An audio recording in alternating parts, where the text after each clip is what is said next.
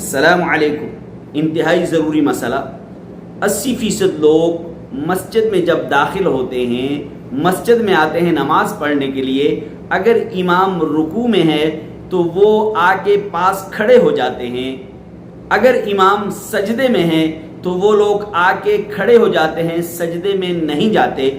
آیا آ کے کھڑا ہونا اور رکوع میں نہ جانا، سجدے میں نہ جانا، یہ جائز ہے؟ یہ ٹھیک ہے؟ یہ غلط تو نہیں ہے کہیں؟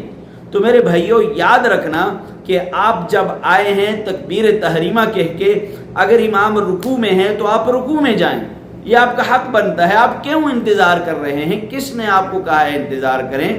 آپ سجدے میں جائیں.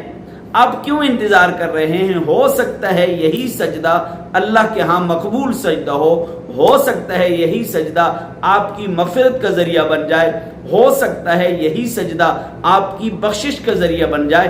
یہ مسئلہ آپ کو بتایا کس نے ہے کہ جب آپ مسجد میں جائیں، اگر امام رکوع میں ہے تو آپ امام کے ساتھ شامل نہ ہو، کھڑے ہونے کا انتظار کریں.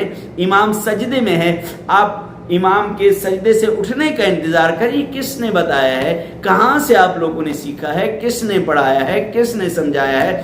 آئندہ اگر آپ مسجد میں جائیں گے تو امام رکوع میں ہے، آپ نے تکبیر تحریمہ کہہ کر امام کے ساتھ رکوع میں شامل ہونا ہے. اگر امام سجدے میں ہے تو آپ نے باقاعدہ جس طرح نماز شروع کی جاتی ہے تکبیر تحریمہ سے، آپ نے امام کے ساتھ سجدے میں شامل ہونا ہے.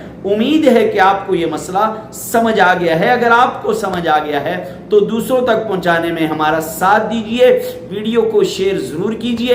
ایم بابو تھنولی اسلامک اسٹوڈیو یوٹیوب چینل کو سبسکرائب کریں. السلام علیکم.